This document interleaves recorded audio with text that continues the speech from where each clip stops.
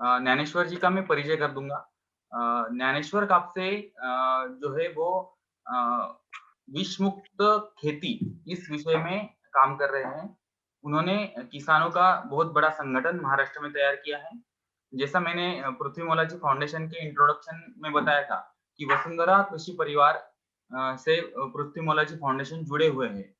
तो वसुंधरा कृषि परिवार और पृथ्वी मोलाची फाउंडेशन विष मुक्त खेती के लिए काम कर रहे हैं। ज्ञानेश्वर कापसे जी इस वसुंधरा कृषि परिवार के लिए पूरी तरह से काम कर रहे हैं और ज्ञानेश्वर जी ने लगभग 100 से ज़्यादा किसानों का संगठन किया है और हर एक किसान विष मुक्त यानी ऑर्गेनिक फार्मिंग के लिए जाना जा रहा है और वो अपने-अपने जगह में आजू-बाजू के किसानों को भी विष मुक्त खेती या फिर ऑर्गेनिक फार्मिंग सिखा रहा है।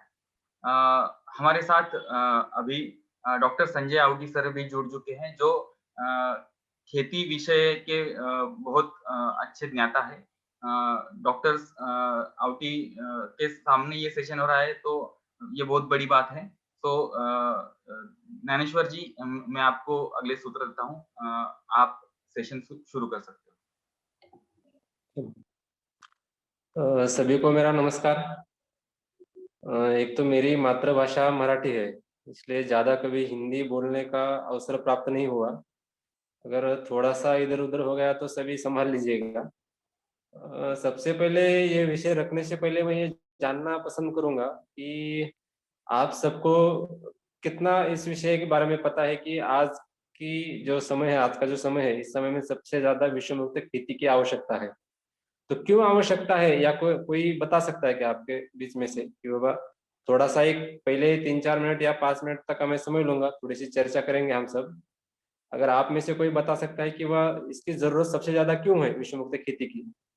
तो कोई बता सकता है तो कृपया मुझे विषय आपको कितना पता है इसके बारे में, उससे आगे मैं थोड़ा-सा ले सकूँगा इस विषय में।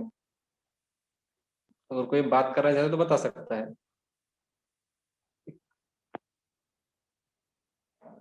कि आखिरकार ज़रूरत क्यों है हमें विषम मुक्त खेती की? अभी जो फर्टिलाइजर्स यूज हो रहे हैं या वेजिटेबल्स पे जो छिड़काव हो रहा है, मे हाँ, बी हाँ। बिकॉज ऑफ दैट हुँ। उसके कुछ पार्टिकल्स वेजिटेबल्स या फ्रूट्स में रह जाते हैं या फिर अम, धरती से या सॉइल से वो उनमें चले जाते हैं बराबर, और बराबर, वो अननोइंगली हमारे शरीर में भी चले जाते हैं। तो मे बी बिकॉज बराबर। ऑफ दैट वी नीड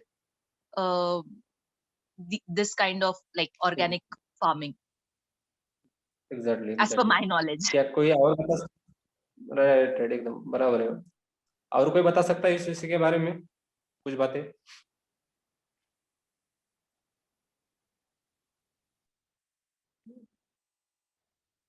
कोई भी अगर अपना मत रखना चाहता हो तो रख सकते हैं इस विषय के बारे में। 1-2 मिनट लूँगा और मैं। ठीक है, चलेगा। शायद सबको इस विषय के बारे में पता कुछ ना कुछ तो है ही। लेकिन फिर भी जब मैं विषम मुक्त खेती के विषय के बारे में सोचता हूँ ना, तब मुझे बचपन में सुनी हुई एक कहानी याद आती है। ये कहानी शुरू होती है एक अंधे व्यक्ति से।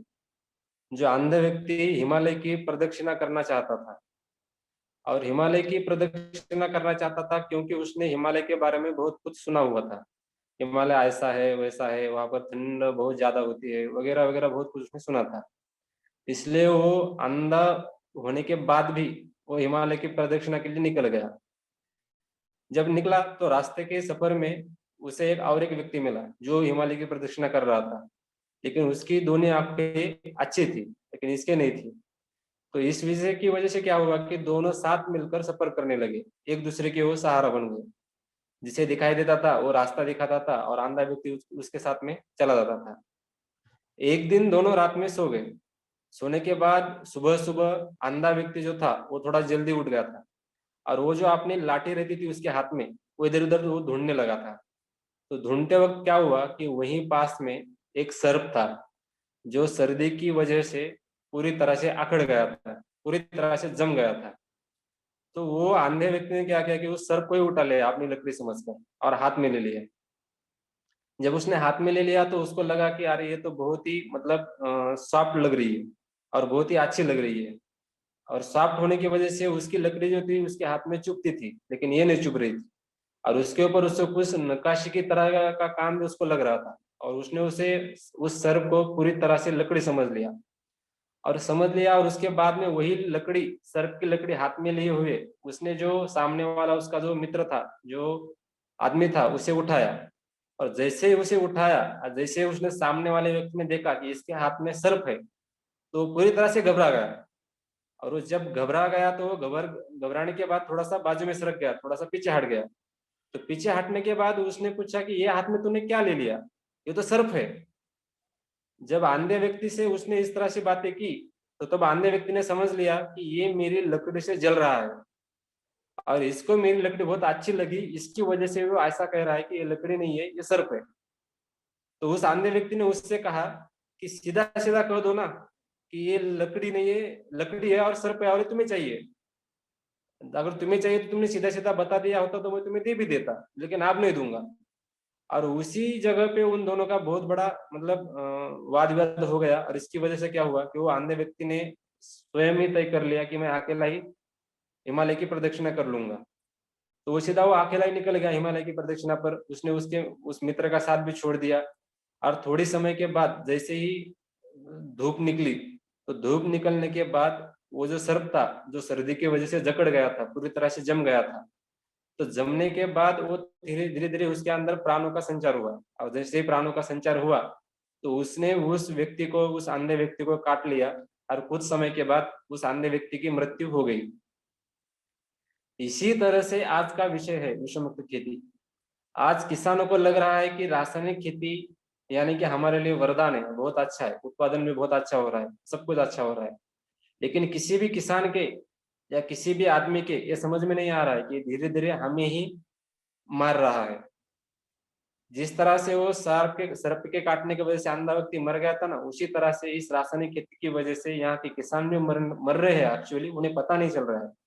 और यहाँ के बहुत सारे कैंसर की वजह से और मतलब बीमारियों की वजह से बहुत सारे लोग मर रहे हैं, किसी के समझ में नहीं आ रहा है।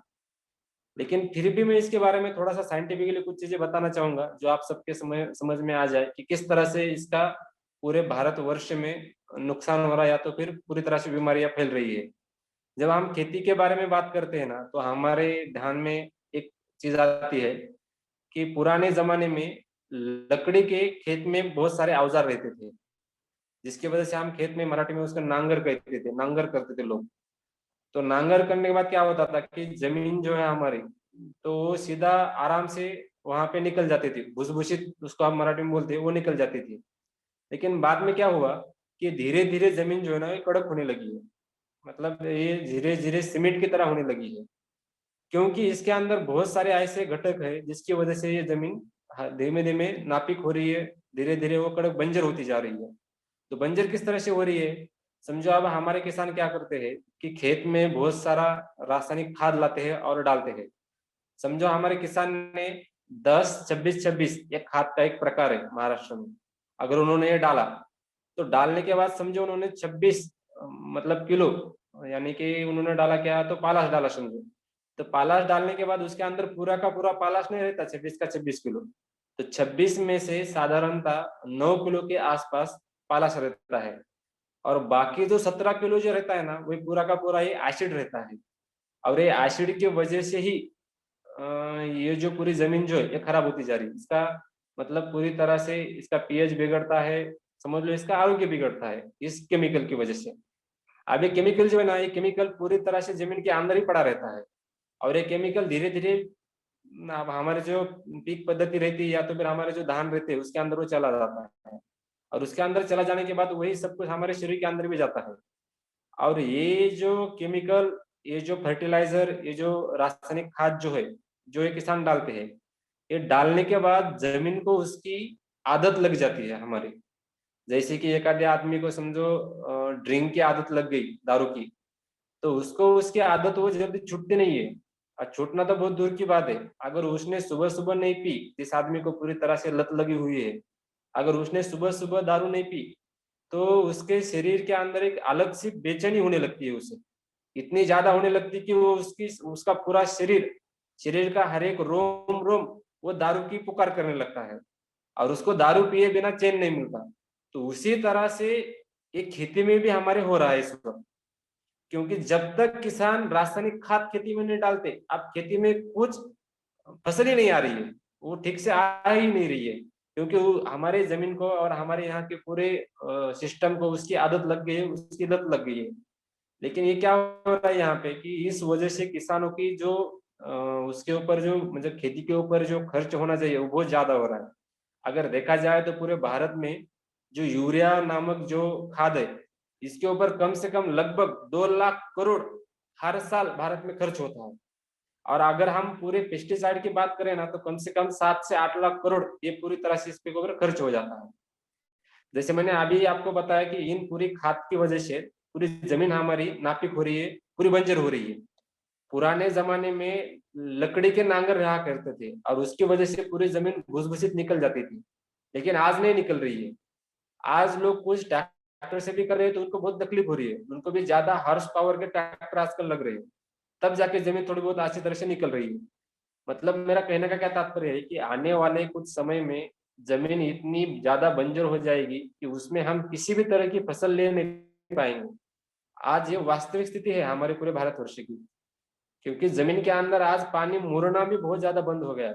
पुराने जमाने में 7-8 दिन तक बारिश गिरती थी, उसके बाद जमीन के अंदर से पानी निकलना प्रारंभ होता था। लेकिन आज क्या हो रहा है, 7-8 घंटे तक अगर धुआंधार बारिश हो गई तो आज भी 7-8 घंटे के बाद ही जमीन के अंदर से पानी बाहर निकलना स्टार्ट हो जाता है। क्यों? क्योंकि जमीन के अंदर पानी इस वक्त पूरी तरह से जाना ही बंद हो गया। जो पूरी तरह से छिद्र वगैरह रहते थे जमीन के अंदर, वो पूरी तरह से ब्लॉक हो गए और रहे ही नहीं।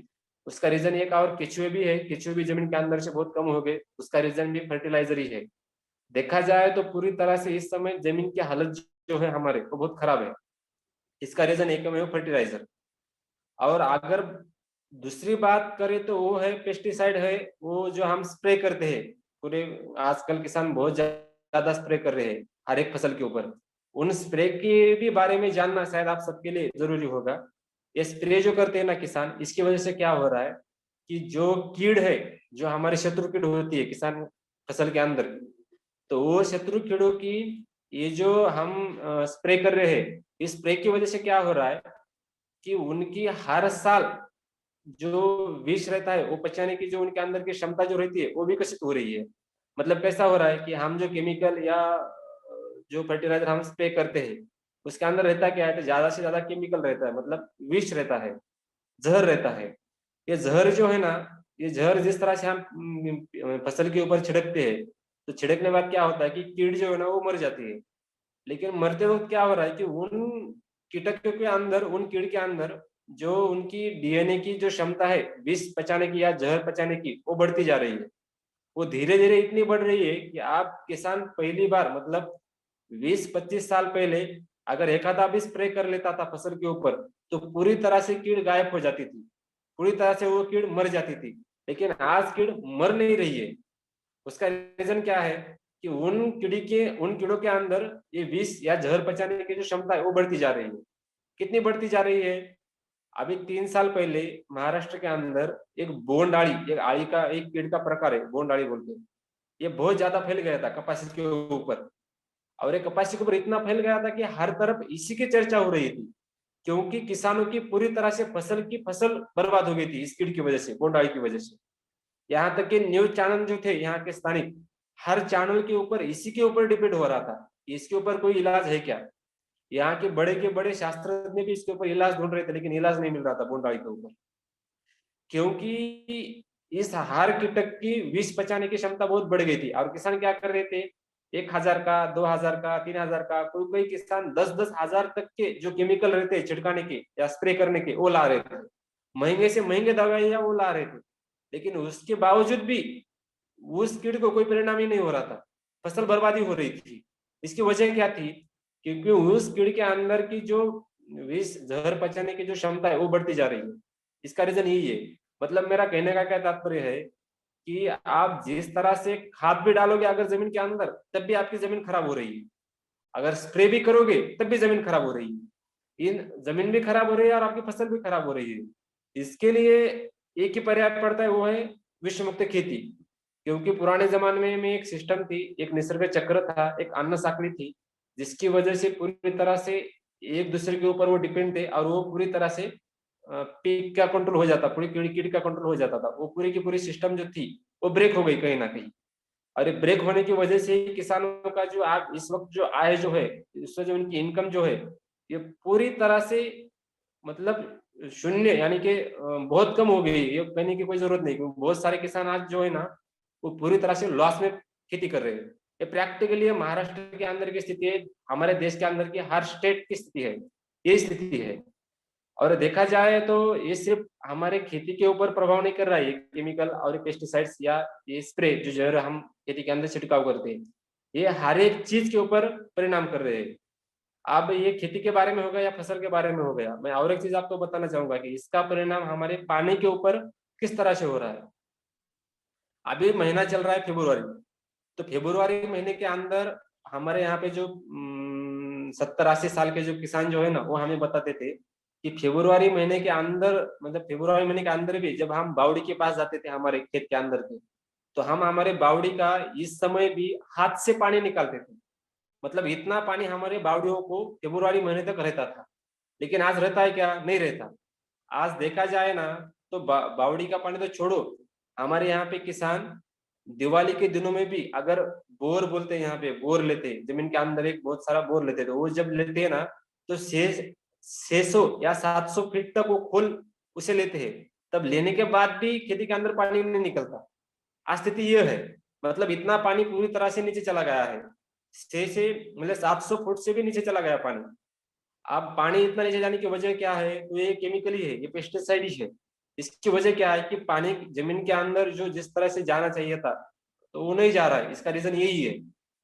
अब देखा जाए तो पानी इतना नीचे चला जा रहा है कि महाराष्ट्र के अंदर बहुत सारे गांव में दिसंबर से ही टैंकर लगाना चालू करना पड़ता है पानी के लिए। बाहर से पानी ट्रांसपोर्ट करना पड़ता है हर गांव के अंदर। स्थिति है ये, गांव की नहीं, हमारे यहाँ के बहुत सारे शहरों की यही स्थिति होने वाली है। बेंगलोर शहर की भी यही स्थिति होने वाली है, और चेन्नई शहर की यही स्थिति होने वाली है। आप सबको शायद पता होगा, बहुत सारे शहर है भारत के अंदर। और अफ्रीका के अंदर का जो शहर था केप टाउन, उसके बारे में तो हम सबको पता है, तो उसकी चर्चा तो हर न्यूज चैनल पर हो चुकी है, हर आदमी के पास उसके बारे में जानकारी आ चुकी है। 2 साल तक केप टाउन शहर के अंदर मिलिट्री लगा कर पानी सबको पिलाना पड़ता था, पानी देना पड़ता था। और 3-4 महीने पहले उन्होंने घोषित कर दिया था कि इसके बाद शहर के अंदर पानी नहीं मिलेगा। तो उसके बाद पूरा शहर खाली हो गया था। ये बहुत सारे आज भारत के अंदर के भी शहरों की स्थिति होने वाली है। इसका रीजन क्या है? तो ये पूरा केमिकल है, ये और पानी की जो ठीक तरह से हमें जो उपयोग करना चाहिए था वो हम नहीं करते। ये दोनों भी रीजन है। और सिर्फ शहरों का नहीं रीजन है, ये बहुत सारे नदियों की भी यही स्थिति हो रही है। मैं बिलोंग करता हूँ वो गोदावरी नदी के पास, मेरा एक छोटा सा गांव है। वहां से जब मैं छोटा था, 7-8 साल का था, तब मुझे पता था कि हमारे यहाँ की जो गोदावरी नदी थी, ये पूरे 12 महीने तक तो बहती थी। लेकिन आज नहीं बहती। ये बहुत हो गया है, जो हमारे यहाँ के बारिश के जो 3-4 महीने जो रहते हैं तभी तक वो बहती है। जैसे ही ठंडी चालू हो जाती है वैसे नदी बहना बंद हो जाती है। मतलब आज जो 8 महीने पूरी तरह से गैप पड़ा हुआ है, इसका रीजन क्या है? ये फर्टिलाइजर ही है, ये केमिकल ही है। बहुत बड़ी मात्रा में ये भी रीजन है, और बहुत सारे रीजन है, लेकिन ये भी रीजन है। और वैसे ही देखा जाए तो कावेरी नदी का भी यही हाल है, बहुत सारे नदियों का यही हाल है। सिर्फ यही हाल नहीं है, नदी के अंदर का जो पानी जो है ना, ये भी पूरी तरह से दूषित हो गया है। अभी बहुत सारे शास्त्रज्ञों ने ये नदी के पानी के अंदर के सैंपल लिए और लैब में उन्होंने चेक कर लिया। तो चेक करने के बाद उन्हें ये समझ में आया कि बहुत सारी नदियों का पानी मनुष्य के पीने के लायक ही नहीं है। मनुष्य के छोड़ो, जानवर के, मतलब जानवरों के भी पीने के लायक नहीं है ये पानी, ये उन्होंने आज डिक्लेयर कर दिया है। अब देखा जाए तो कोल्हापुर जो महाराष्ट्र के अंदर का एक जिला है, उस जिले के अंदर एक तहसील है शिरोळ बोल के, तो वहां पे बहुत सारी नदियां है, पंचगंगा है, वारणा है, दुधना है। तो इस नदी का पानी का उन्होंने लैब में चेक किया। जब उन्होंने चेक कर लिया लैब में, इसका चेक करने के बाद उन्होंने सारा रिपोर्ट जारी किया, उन्होंने न्यूज के अंदर भी मतलब पूरी तरह से प्रसारित कर दिया। और उन्होंने कहा कि इन नदियों का पानी पीने के लायक छोड़ो, जानवरों के पीने के लायक भी नहीं है, और खेती के सिंचन के भी लायक नहीं है ये पानी। इतना दूषित हो गया ये पानी। दूषित क्यों हो गया है? जो किसान खेती के अंदर केमिकल डालते हैं या खाद डालते हैं रासायनिक, या छिड़काव करते हैं स्प्रे का, जहर का, वो जहर, वो पेस्टिसाइड के अंदर का केमिकल, ये पूरी तरह से इस नदियों के अंदर मिल गया है, घुल मिल गया है। और इसकी वजह से अगर आपने ये पानी पिया तो आपका आरोग्य तो खराब होगा ही। अगर आपने जमीन को दिया, मतलब जमीन के अंदर सिंचन कर दिया इस पानी का, तो जमीन का भी जो पीएच रहता है, जमीन का भी जो आरोग्य रहता है, वो भी खराब हो जाएगा पूरी तरह से। ये उन्होंने पहले डिक्लेयर कर दिया है। ये बहुत सारे नदियों के बारे में भी यही जानकारी आप सामने आ रही है। मतलब जब पानी के अंदर का टीडीएस बढ़ रहा है, जहर बढ़ रहा है, हर एक चीज उसके अंदर की बढ़ रही है। इसका रीजन मूल क्या है? ये पूरी तरह से केमिकल है, और ये केमिकल खाद है, और ये जो हम जहर हमारे फसलों के ऊपर छिड़काव कर रहे हैं, इसका भी बहुत बड़ा इसके पीछे भाग है। अब बहुत सारे लोगों को ये पता नहीं है कि ये जहर, ये केमिकल खाद, ये कहाँ से बनता है। इसके बारे में मैं थोड़ा सा बताना चाहूंगा। ये बनता किस तरह से है। ये अभी जो 50 साल पूर्व हमारे पूरे वर्ल्ड में जो 2 बड़े महायुद्ध हुए थे, वो पूरे यूरोप के अंदर हुए थे, पहला महायुद्ध और दूसरा महायुद्ध।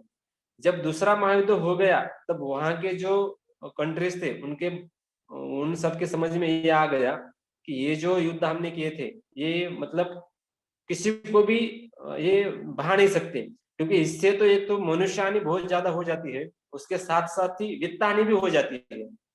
बहुत सारे इसके साइड इफेक्ट है, ये सबके उन सबके समझ में आ गया। और ये समझ में आने के बाद उन्होंने क्या किया कि उन सबकी मीटिंग बिठाई, और उन्होंने एक एग्रीमेंट के ऊपर साइन कर दिया कि आज के बाद युद्ध बंदी हो जाएगी, कोई भी किसी के ऊपर युद्ध नहीं करेगा, या कोई भी जंग नहीं छिड़ेगा। जब भी उन्होंने डिक्लेयर कर दिया, तब उन सबके सामने एक बहुत बड़ी और एक समस्या खड़ी होगी। वो समस्या क्या थी कि हर एक कंट्री को, हर एक देश को युद्ध जीतना बहुत जरूरी था। जब उन्हें युद्ध जीतना था, तो उन्होंने क्या किया था कि बहुत सारे दारू गोला तैयार, मतलब दारू गोला निर्माण करने के कारखाने जो थे उनके पास, जो बम तैयार करने के कारखाने जो थे, उन्होंने बहुत बड़ी मात्रा में तैयार कर दिए थे। और बहुत बड़ी मात्रा में तैयार करने की वजह से क्या हुआ था कि जैसे ही इन्होंने युद्ध बंदी पर एग्रीमेंट के ऊपर साइन कर दिया, तो इन सब कारखानों का क्या करना, क्योंकि क्या हुआ था कि उनकी बहुत सारी मतलब आर्थिक इन्वेस्टमेंट, मतलब पूरी तरह से उनके अंदर डिपेंड थी। और वहां पे रोजगार भी जो था वहां से वो बहुत ज्यादा उन्हें मिलता था। उनके कंट्रीज के अंदर बहुत टर्नओवर जो था उन कारखानों के बीच में उनका होता था। अगर ये कारखाने पूरी तरह से बंद पड़ गए, तो उन सबके समझ में आ गया कि हम तो पूरी तरह से बर्बाद हो जाएंगे। हमारी पूरी अर्थव्यवस्था जो तो है, इसी के ऊपर इस वक्त डिपेंड है। अगर इन कारखाने बंद पड़ गए तो हम ही पूरी तरह से आर्थिक लॉस हो जाएगा, जो मतलब पूरी तरह से रिकवर होना बहुत मुश्किल हो जाएगा सबके लिए। तो उन्होंने क्या किया कि वहां के जो शास्त्रज्ञ थे, वहां के जो साइंटिस्ट थे, उन सबकी एक मीटिंग बुलाई, और उस मीटिंग के अंदर उन्होंने कहा कि कुछ भी करो, लेकिन इन कारखानों को बचाओ। ये जो दारू बड़ा या बम बनाने वाले जो ये कारखाने जो है, इन्हें बचाओ, कुछ भी करो। तो उन शास्त्रज्ञों ने रिसर्च करने के बाद इन सबके सामने प्रस्ताव रख दिया कि इन कारखानों को जो केमिकल लगता है, जो जहर लगता है बम बनाने के लिए या दारू वाला बनाने के लिए, इन सबका हम रूपांतर करेंगे वो खाद के अंदर। तो उन्होंने उन केमिकल का और उस जहर का रूपांतर किया खाद के अंदर। और वो खाद कहाँ पे आ गया? वो आ गया हमारे भारत के अंदर। और उस वक्त जो हमारे यहाँ के जो राजकीय नेता थे, उन्हें फुसलाना या उन्हें मनाना कोई बड़ी बात नहीं थी, और उन्होंने वो सहजता से वो कर लिया, उन्हें पैसे दे दिया या कुछ और दे दिया, ये उस वक्त की बात है। लेकिन पूरी तरह से भारत के अंदर वो केमिकल वाला, वो जहर वाला खाद आप बेचना शुरू हो गया था, और हम उसी को बोलते हैं हरित क्रांति। और हरित क्रांति इतनी ज्यादा भारत के अंदर प्रचलित हो गई, उसका प्रचार करना शुरू कर दिया कि हर एक किसान वो खाद धीरे धीरे लेने लगा। और धीरे धीरे लेने के बाद वो खाद कहाँ पे गया? वो खाद पूरी तरह से गया हमारे जमीन के अंदर। और जमीन के अंदर खाद गया मतलब क्या गया? जो जहर, जो केमिकल बम बनाने के लिए यूज होता था, वही जहर कहाँ पे गया? हमारे पूरी तरह से खेत के अंदर चला गया। और खेत के अंदर चला जाने के बाद वो धीरे धीरे कहाँ पे आया? वहां की जो फसल होती थी उस फसल के अंदर आया। उस फसल के बाद वो कहाँ पे आया? जो धान्य या जो सब कुछ हम फल वगैरह जो लेते थे, सब्जियां जो लेते थे, वो सब्जियों के अंदर आ गया। और धीरे धीरे करके वो हमारे पेट के अंदर चला गया। और पेट के अंदर चला जाने के बाद उसके साइड इफेक्ट कुछ 15-20 साल के बाद दिखने शुरू हो गए, 90 के बाद। और जैसे ही उसके साइड इफेक्ट दिखने शुरू हो गए, तो सबसे पहले उसके साइड इफेक्ट दिखने लगे थे पंजाब में और हरियाणा में। हम सबको पता है पंजाब और हरियाणा में सबसे ज्यादा कैंसर के पेशेंट मिलना शुरू हुआ। उसके बाद इतने ज्यादा कैंसर के पेशेंट मिलना शुरू हुआ कि बठिंडा से राजस्थान में एक ट्रेन जाती थी। बठिंडा ये पंजाब के अंदर का शहर है, वहां से एक ट्रेन जाती थी। और राजस्थान के अंदर 2-3 शहरों के अंदर कैंसर के बहुत बड़े अस्पताल थे, और वहां पे उस ट्रेन के अंदर बैठकर बहुत सारे कैंसर के पेशेंट वो राजस्थान के अंदर ट्रीटमेंट के लिए जाते थे। और धीरे धीरे उस ट्रेन को नाम ही कैंसर ट्रेन पड़ गया, ये हम सबको पता है। मतलब इतना ज्यादा कैंसर का प्रमाण पंजाब के अंदर और हरियाणा के अंदर हो गया था। अब ये सब बातें पंजाब और हरियाणा की बहुत पुरानी हो गई। अगर इस वक्त अगर मैं जिस स्टेट से बिलोंग करता हूँ, महाराष्ट्र, अगर उसकी बात की जाए तो महाराष्ट्र के अंदर जो मैंने अभी बताया था कि कोल्हापुर नामक एक जिला है, उसके अंदर एक शिरोळ नाम का एक तहसील है। तो पिछले 1 साल के अंदर शिरोळ तहसील के अंदर कम से कम 18,000 पेशेंट कैंसर के निकले हुए थे, जो ऑन रिकॉर्ड थे। और जो रिकॉर्ड नहीं, उनकी भी संख्या बहुत बड़ी है। मतलब यहाँ पर भी हर स्टेट के अंदर, हर तहसील के अंदर और हर जिले के अंदर कैंसर की पेशेंट की संख्या बढ़ती जा रही है। कितनी बढ़ती जा रही है?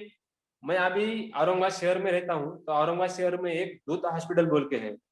वहां पे हमारे जो ग्रुप के अंदर के किसान है, वो वहां पे आ गए थे। उनका नाम था भगवान चौधरी। तो उन्होंने मुझे वहां से कॉल किया था, दूत हॉस्पिटल से, और उन्होंने कहा कि माउली, मैं अभी दूत हॉस्पिटल के अंदर आ गया हूँ और यहाँ से मैं आपसे बात कर रहा हूँ। मैंने उनसे पूछा कि आप इस वक्त दूत हॉस्पिटल में क्यों आए हो? तो उन्होंने बताया कि मेरी मासी को कैंसर हुआ है, तो उनको मैं अभी यहाँ पे लेकर आया हूँ। तो मैं उनसे मिलने चला गया। तो मिलने चला गया के बाद वहां पे मैं गया, उस पेशेंट से बात की, और बात करने के बाद मुझे समझ में आया, उस पेशेंट ने मुझे बताया कि 3-4 महीने पहले थोड़ा सा मेरे पेट के अंदर दर्द होता था, लेकिन इतना कुछ ज्यादा नहीं था, इसलिए मैंने ध्यान नहीं दिया। लेकिन एकदम से अचानक बहुत ज्यादा दर्द होने लगा, इसलिए मैं हॉस्पिटल के अंदर आ गई। और जब डॉक्टरों ने बात की, डॉक्टरों ने चेकअप किया, उन्होंने कुछ रिपोर्ट चेक कर लिए, तब उन्होंने बताया कि मुझे कैंसर हुआ है। मतलब उस पेशेंट को कैंसर हुआ है, और उसके उनके पेट के अंदर कैंसर की गांठी, मतलब थोड़ा सा इस तरफ से गांठ तैयार हो गई थी, और वो उसके उनके पेट के अंदर पूरी तरह से फट गई थी। और जैसी फटी, उसके अंदर जो रक्त था, उसके अंदर जो पूरा ब्लड था, वो पूरा उनके पेट के अंदर फैल गया। और पेट में फैलने जाने के बाद वो उनके पूरे रक्त में जो बह रहा था, मतलब ब्लड बह रहा था उनके पूरे शरीर में, तो वो पूरे शरीर में चला गया। और पूरे शरीर में चला जाने की वजह से उनको ब्लड कैंसर भी हो गया। मतलब उनके अंदर, उनके पेट के अंदर कैंसर की गांठी थी, गांठियां थी। तो उस गांठी से वो धीरे धीरे कहाँ हो गया, पूरे ब्लड कैंसर में रूपांतरित हो गया। मतलब पेशेंट को तब तक समझ में नहीं आया जब तक वो कैंसर 3rd स्टेज के आगे नहीं निकल गया। 3rd स्टेज के आगे निकलने के बाद ही उन्हें समझ में आया कि मुझे कैंसर हुआ। 90% लोगों की यही हालत है कैंसर पेशेंट की, कि 3rd स्टेज के आगे जाने के बाद ही उन्हें समझ में आता है कि मुझे कैंसर हुआ है। मतलब इतना भयंकर कैंसर है। और वहीं के दूसरे हॉस्पिटल के मैंने कुछ डॉक्टर से बात की, तो उन्होंने मुझे बताया कि जो वहां पे जो वार्ड है, कैंसर वार्ड, तो उस कैंसर वार्ड की संख्या 3-4 महीने पहले 30-40 तक रहती थी।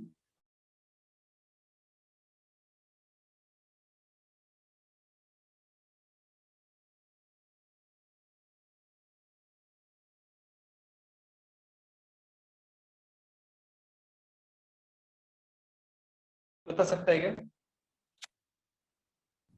ज्ञानेश्वर जी, आप बीच में कट गए थे 1-2 मिनट के लिए, आप रिपीट कर हाँ सकते वो, हाँ थोड़ा सा वाईफाई डिस्कनेक्ट हो गया था यहाँ का।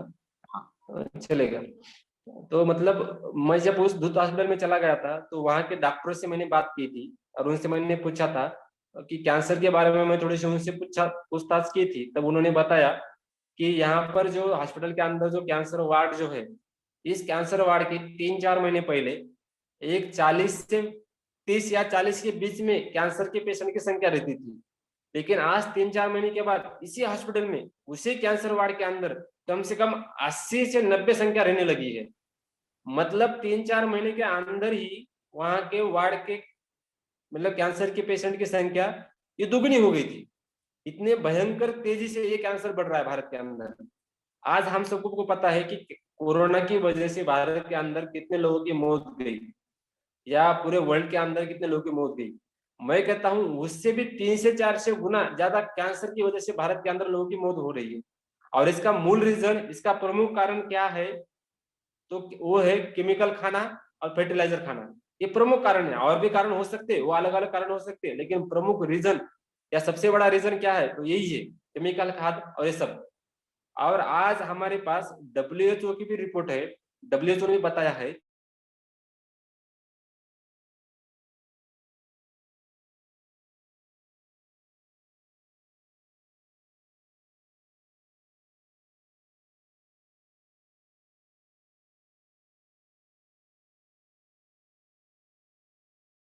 जब मैंने वो रिपोर्ट पढ़ा था तो उन्होंने कहा था कि हमने कुछ माँ के दूध के सैंपल के लैबोरेटरी में थोड़े से चेक किए थे, तो उन्होंने बताया कि उसके अंदर भी हमें जो केमिकल का छिड़काव स्प्रे होता है, तो वो जहर पूरी तरह से माँ के दूध के अंदर भी मिला।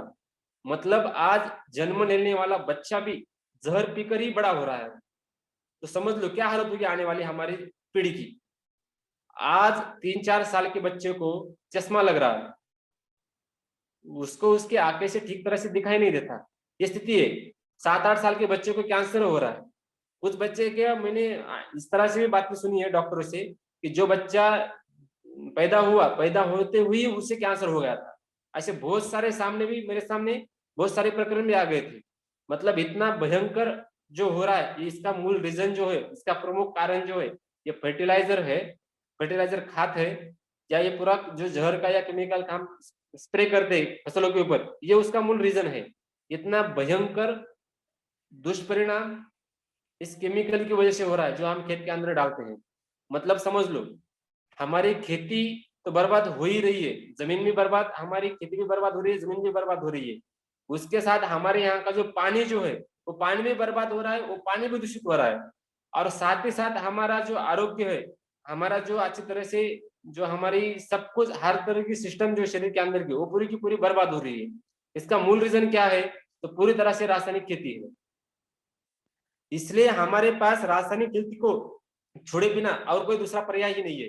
तो पर्याय क्या है इसके लिए? तो विश्व मुक्त खेती करना, यही हमारे पास एकमात्र पर्याय है। अब सबसे बड़ी समस्या कहाँ पैदा होती है कि किसानों को यह लगता है कि जब हम विश्व मुक्त खेती या केमिकल फ्री फार्मिंग करने के लिए शुरुआत करते हैं, तो उनका एक बहुत बड़ा गैर समझ है। मतलब वो उनको बहुत बड़ा एक समस्या उनके सामने पैदा होती है। वो कौन सी समस्या पैदा होती है? उन्हें लगता है कि ठीक तरह से केमिकल फ्री फार्मिंग में या ऑर्गेनिक फार्मिंग में उत्पादन नहीं होता। ये सबका समझ है, मतलब सबको यही लगता है। लेकिन वास्तविकता में ये सच नहीं है। किसानों को पहले ही साल में उत्पादन अच्छा क्यों नहीं होता है? क्योंकि उन्होंने एक तो प्रॉपर ट्रेनिंग नहीं ली होती, और उनका जो फॉलोअप होना चाहिए उसके बाद, ट्रेनिंग के बाद, वो फॉलोअप नहीं होता। और ये मूल रीजन होने की वजह से उन्हें उत्पादन अच्छा नहीं होता, और इसलिए किसान ऑर्गेनिक फार्मिंग की तरफ बढ़ते नहीं है, विश्व मुक्त खेती की तरफ बढ़ते नहीं है। लेकिन आप देखा जाए ना, तो इसके ऊपर बहुत बढ़िया उपाय है, वो है विश्व मुक्त खेती। और विश्व मुक्त खेती किस तरह से करना चाहिए? तो आज देखा जाए तो भारत के अंदर बहुत सारे तंत्र है। जैसे कि आप सबको एक बहुत बड़ा नाम पता है, वो है सुभाष पालेकर जी का। उनका जीरो बजट नेचुरल फार्मिंग का एक तंत्र है। ऐसा ही एक तंत्र है, वो है बायोडायनमिक। और एक मोहन देशपांडे सर ने 80 के दशक के अंदर एक ऋषि कृषि तंत्र नामक एक ऑर्गेनिक फार्मिंग का एक तंत्र विकसित किया था। उनका भी बहुत बड़ा तंत्र है। यहाँ पे नैनो टेक्नोलॉजी का भी हम बहुत सारा उपयोग कर सकते हैं। और जो हमारे विद्यापीठ जो है या इंटरनेशनल स्तर के ऊपर सेंद्रीय खेती या सेंद्रीय खेती नामक उनका भी बहुत बड़ा तंत्र है। इन सभी तंत्र के अंदर बहुत सारे अच्छी चीजें हैं जो हम किसानों को सिखा सकते हैं, जिसकी वजह से किसानों का फसल उत्पादन बढ़ सकता है। इतना ही नहीं, हमारे भारत के अंदर जो बहुत सारे ऋषि मुनि होके चले गए हैं, उन्होंने भी खेती के ऊपर बहुत सारा रिसर्च करके रखा हुआ है उनके ग्रंथ के अंदर। जैसे कि बहुत बड़ा नाम सामने आता है, वो आता है पराशर ऋषि का। पराशर ऋषि ने 5000 साल पहले एक ग्रंथ लिख के रखा हुआ है खेती के बारे में, कृषि पराशर नामक वो ग्रंथ है। ऐसे बहुत सारे ग्रंथ है, वृक्षायुर्वेद ग्रंथ है, कश्यपी कृषि सिक्त ग्रंथ है, यहाँ तक कि वेदों के अंदर भी बताया हुआ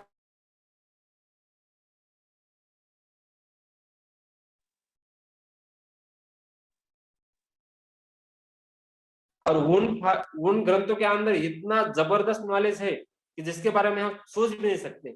आज का आधुनिक विज्ञान भी जितना रिसर्च नहीं कर सकता, उतना सारा रिसर्च हमारे ऋषि मुनियों ने उस ग्रंथ के अंदर रिसर्च करके हमारे लिए रखा हुआ है। सिर्फ हमें क्या करना है, उसका ठीक तरह से अध्ययन करना है, और अध्ययन करके किसानों को प्रेरित करना है खेती करने के लिए, और उन्हें सिखाना है पूरी तरह से, उन्हें पूरी तरह से ट्रेनिंग देनी है हमें। और अभी हमने क्या किया हुआ है कि महाराष्ट्र के अंदर ऐसे बहुत सारे किसानों का ग्रुप बनाया हुआ है। कम से कम आज हमारे पास 500 तक के ऐसे किसान हैं जिनको हम ट्रेनिंग दे चुके हैं, और उनका फॉलो भी लेते हैं, और उनका ग्रुप बनाया हुआ है। ट्रेनिंग करके हमने उन्हें छोड़ नहीं दिया है। वो कहाँ पे गलत तरीके से करते हैं या कहाँ पे सही तरीके से करते हैं, ये हम पूरी तरह से देखते हैं, उनका पूरी तरह से ऑब्जर्व करते हैं उन्हें पूरी तरह से, और उनका उत्पादन बढ़ाते हैं। और आज ऐसी स्थिति है कि कम से कम किसानों की बहुत सारी फसलों के अंदर 2 से या 3 गुना उनका उत्पादन बढ़ा हुआ है हर फसल के अंदर। आज हमारा केंद्र सरकार कहता है कि किसानों का कम से कम 1.5 गुना उत्पादन बढ़ाना है या 1.5 गुना आय बढ़ानी है। तो आज हम देखते हैं कि हमारे किसानों की बहुत सारे फसलों के अंदर हम कम से कम 2 या 3 गुना से उत्पादन बढ़ा चुके हैं। ये प्रैक्टिकली, ये साइंटिफिकली, इसके हमारे पास पूरी तरह से प्रूफ भी है और ऐसे किसान भी है जिनकी आय इतनी ज्यादा बढ़ चुकी है। इनके मॉडल भी तैयार है आज हमारे महाराष्ट्र के अंदर। ऐसा नहीं कि केमिकल फ्री फार्मिंग में उत्पादन नहीं।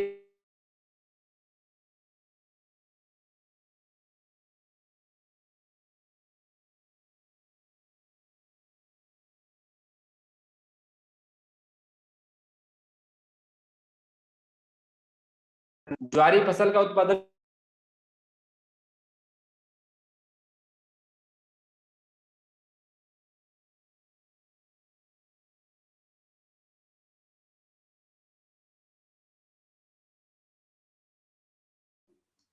ज्ञानेश्वर जी आपकी आवाज कट रही है, शायद नेटवर्क की प्रॉब्लम की वजह से। अब आ रही है क्या आवाज? हाँ, अब आ रही है। ओके, तो महाराष्ट्र के अंदर मराठवाड़ा और खानदेश नामक 2 प्रदेश है। और मराठवाड़ा खानदेश के अंदर प्रमुख फसल जो है ना वो कपासी है। अब कपासी फसल का महाराष्ट्र के अंदर बहुत ज्यादा अगर किसानों को उत्पादन हुआ, बहुत अच्छा उत्पादन हुआ, हम कब बोलते हैं जब उसको कम से कम 10 कुंटल या 12 कुंटल उत्पादन हुआ तो हम बोलते हैं कि इसको बहुत अच्छा उत्पादन हुआ।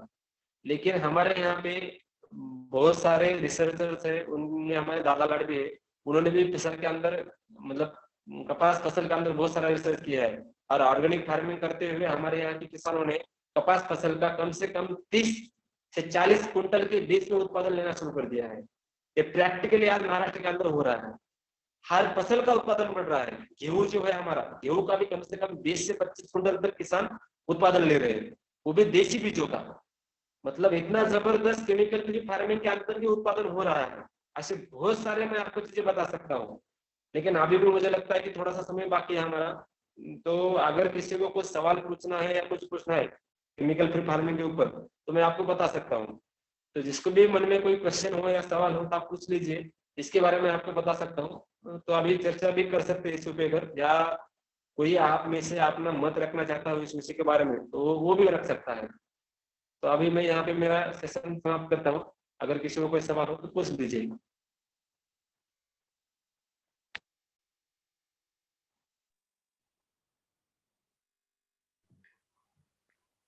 किसी को कुछ प्रश्न पूछने हो तो आप ज्ञानेश्वर जी से पूछ सकते हो। Reviewers team.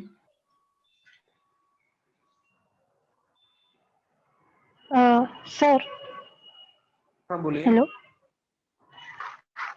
ये जो हम मीन्स कैसे अरेंज कर सकते हैं awareness programme related to organic farming instead of chemical farming? इसके लिए क्या करना पड़ेगा आपको? सबसे पहले तो आपको जो ट्रेनिंग रहती है केमिकल फ्री फार्मिंग की, ऑर्गेनिक फार्मिंग की, तो सबसे पहले आप ये ट्रेनिंग लीजिए। ये ट्रेनिंग के अंदर आपको हर एक चीज पता चल जाएगी और जैसे ट्रेनिंग आपकी खत्म हो जाएगी ना तो वहीं पे हम आपको छोड़ नहीं देते, उसके बाद में हम आपका फॉलोअप करते हैं। आप कहाँ पे गलत कर रहे हो, कहाँ पे सही कर रहे हो, ये हर एक चीज हम देखते हैं। और जैसे देखना शुरू कर जाते हैं तो आपका पहले साल में बहुत अच्छा उत्पादन हो जाता है। ये प्रैक्टिकली बहुत सारे किसानों का हो चुका है। तो ये आप पहले सबसे पहले ट्रेनिंग कीजिएगा। ट्रेनिंग अभी होगी, बाद में आपको परागुरु जी बता सकते हैं उसके बारे में।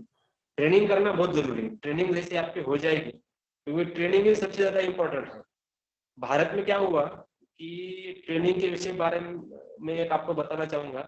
जैसे कि सुभाष पालेकर वो जो ट्रेनिंग लेते हैं, मतलब जीरो बजट नेचुरल फार्मिंग उनका तंत्र जो है उसकी वो ट्रेनिंग लगती है। भारत के अंदर ऐसे बहुत सारे शास्त्रज्ञ हैं और कुछ शास्त्रज्ञ मतलब पुराने जमाने में होके चले गए, जैसे कि मोहन देशपांडे सर है, उनका ऋषि कृषि तंत्र है। यहाँ पे हुआ क्या है कि हर एक तंत्र दूसरे तंत्र से मतलब उससे क्या बोलते कि द्वेष करता है। भारत के अंदर क्या हुआ कि वो खेकड़ी की जो वृत्ति है ना हमारी वो चली नहीं गई। हर तंत्र दूसरे तंत्रों के यहाँ पे नाम रखता है, ये तंत्र अच्छा नहीं है, वो तंत्र अच्छा नहीं है, सिर्फ मेरा ही तंत्र अच्छा है। ये यहाँ पे हर कोई बोल रहा है। मैं सुभाष पालेकर गुरु जी को नाम नहीं रख रहा क्योंकि उन्होंने बहुत बड़ी मात्रा में ऑर्गेनिक फार्मिंग का प्रसार किया, प्रसिद्धि की, हर एक चीज की। उनका बहुत बड़ा योगदान है इस विषय के अंदर। लेकिन उन्होंने जो अट्टास करके रखा हुआ है कि मेरा ही तंत्र सिर्फ अच्छा है, बाकी सब कुछ झूठ है। इसकी वजह से क्या हुआ कि किसानों को जिस तरह से चीजें मिलनी चाहिए थी, जिस तरह से उनकी ट्रेनिंग होनी चाहिए थी, या जिस तरह से उनकी खेती के अंदर उत्पादन बढ़ना चाहिए था, वो नहीं बढ़ा। उसकी वजह से क्या हुआ कि सुभाष पालेकर और गुरुजी के किसान जब वो ट्रेनिंग लेते थे तो कम से कम 5-5 हजार तक लोगों की ट्रेनिंग वो लेती थी, लेकिन उसका आउटपुट क्या मिला? कुछ भी नहीं।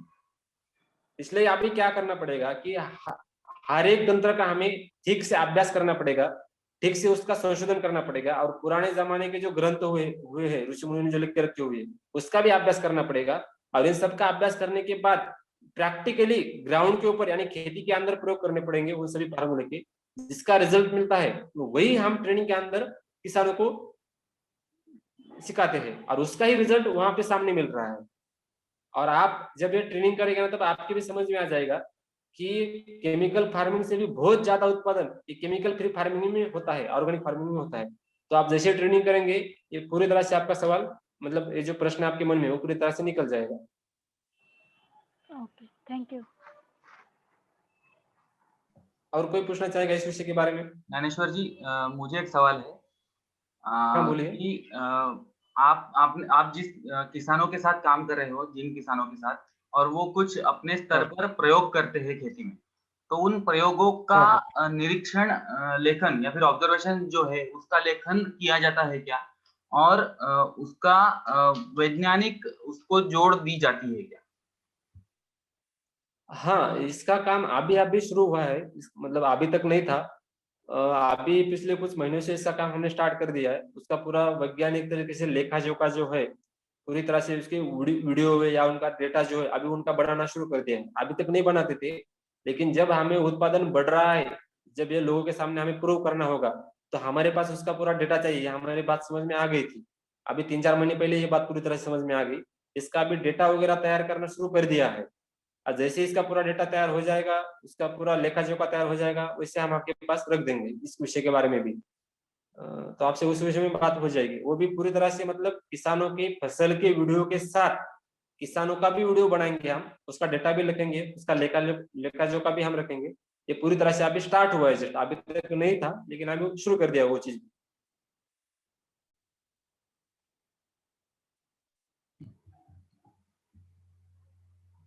किसी और को कुछ प्रश्न है इस विषय पर? ज्ञानेश्वर जी का जो संपर्क क्रमांक है, मोबाइल नंबर है, मैं आप सबके साथ शेयर कर दूंगा। अगर किसी को और कुछ प्रश्न हो तो आप कभी भी उनसे पूछ सकते हो। और ज्ञानेश्वर जी तक पहुंचने के लिए आप पृथ्वीमोलॉजी फाउंडेशन से भी संपर्क कर सकते हो। हम भी आपको उन तक पहुंचा सकते हैं। धन्यवाद ज्ञानेश्वर जी, आपने जो विष मुक्त खेती की जो संकल्पना है, उस विषय पर हमें पूरा ज्ञान दिया, और विष मुक्त खेती आज की जरूरत क्यों है, और क्यों समाज आधारित खेती या फिर पर्यावरण आधारित खेती करने की जरूरत है, वो आपने बताया। और उसके साथ-साथ उससे जोड़कर स्वास्थ्य के उसके अच्छे परिणाम विष मुक्त खेती से, और वो स्वास्थ्य निसर्ग का स्वास्थ्य भी और मनुष्य का स्वास्थ्य भी, उन्हें जोड़कर आपने जो बताया उसके लिए आपके आभार और धन्यवाद हमसे जुड़ने के लिए। अभी धन्यवाद पराग जी, आप सभी का धन्यवाद। मुझे ये विषय मानने के लिए आप सभी ने योगदान दिया, धन्यवाद।